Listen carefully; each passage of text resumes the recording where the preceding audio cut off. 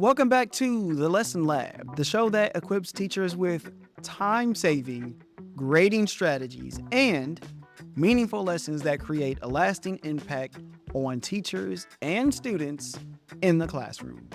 We scaffold these lessons every week and we run each assignment through the gauntlet and reflection. The Gauntlet is a 5-question checklist that ensures we're creating impactful lessons and saving time when grading. Because if we're not saving time, what are we doing? The 5 questions for the Gauntlet are: why is the assignment important? What are the goals, long term and short term? How does it save the teacher time when grading? How is it fun? That's very simple, right? And how long should each assignment or project last? A little bit of a timeline. So the assignment that we're running through the gauntlet today is class goals. Now, class goals are important, number one, because it's important for the kids to take ownership of learning. Wow, that's a big phrase that we're hearing now. But it's something that we put up on the wall, we co-construct them together, and they have to reflect back on these goals as we go throughout our projects. So this assignment really gives them a North Star or a compass, so to speak, to be able to, take control of what they hope to learn throughout the course.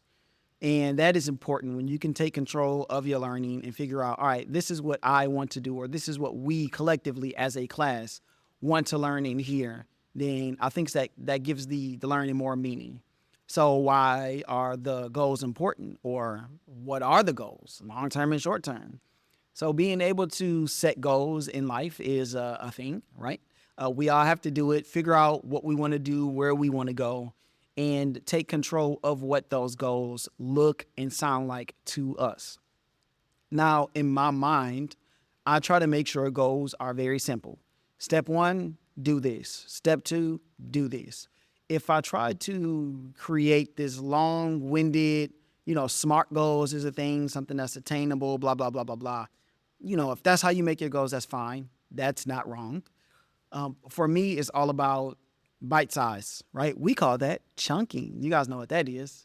So it's important for the kids to, or the students, anybody in the class, to be able to figure out how they want to make those goals for themselves. Now, we do it as a class collectively, and I'll talk about our processes of coming up with our class goals. But the goal of making goals is to be able to make goals. Haha. So, number 3, how does it save the teacher time? So, grading this is super easy. Participation grade. When we go through the goals, and there's a step 1, step 2, step 3 process all the way, maybe 4 steps, very simple steps, but it gets the class involved. And as long as everybody is involved, participating, engaged in the discussion, then everybody gets 100. 100 for you, 100 for you, everybody gets 100. Because to me, the grade is not necessarily the thing that's important here. The important thing is being able to come up with these goals collectively with everybody playing a part.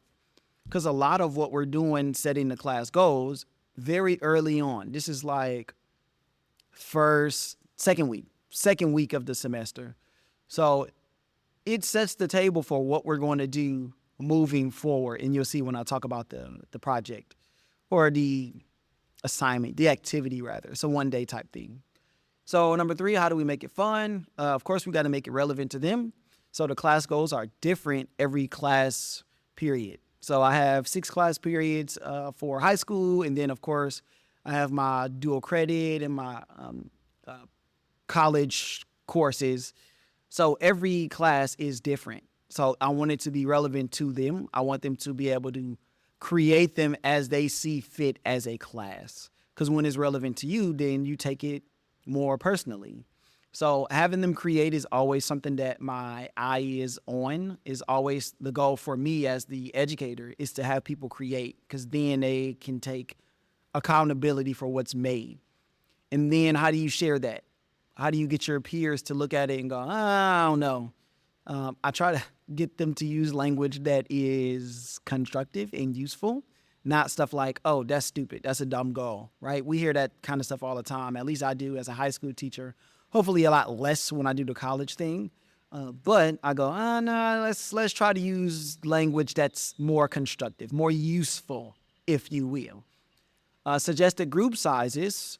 I think when you can mix up groups, that can make things more fun, at least in my mind. Starting with individual, and then we work up to like a class kind of deal, and then make it challenging. So I always say you cannot talk about grades or passing, because that's a lot of people's first goal. I want to pass the class, or I want 100, I want a 90, I want a 95, I want a 99. Nobody ever uses 99. That's all about like, hey, where's my 1 point at? But I want to challenge them to think more about the skills and behaviors that they want to assess for themselves and get better at as they go throughout the course. So I challenge them. That's how we make it fun. And lastly, how long should this assignment last? So there are a couple of checkpoints here. This should last about 40, 50 minutes. So that's one class period for me. I hope to get them all done in one day. It could run over a little bit, just because, sometimes we can get stuck on some parts, or, things happen in class. Maybe we don't get started on time, whatever.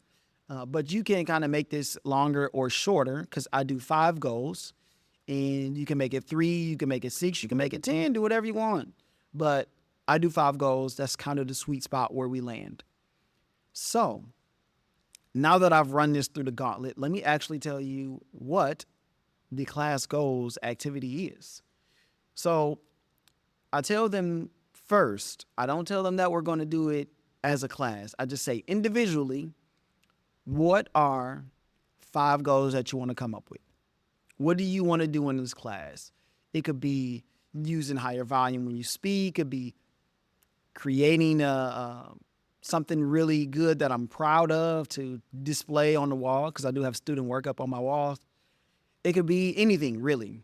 I care, but I don't care. I kind of want them to just kind of think broadly, if you will, about what they want to learn. As long as it's not, I want to make an A, I want to make 100, something like that. No, don't care about the grade. What are the skills? What are the behaviors? And typically my students are sitting in groups. Groups of 4 is kind of the sweet spot for me. So I'll give them 5 minutes.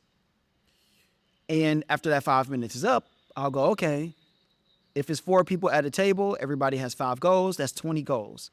Now what I want you all to do is to narrow your 20 goals at your table down to 5. So there's probably going to be some overlap.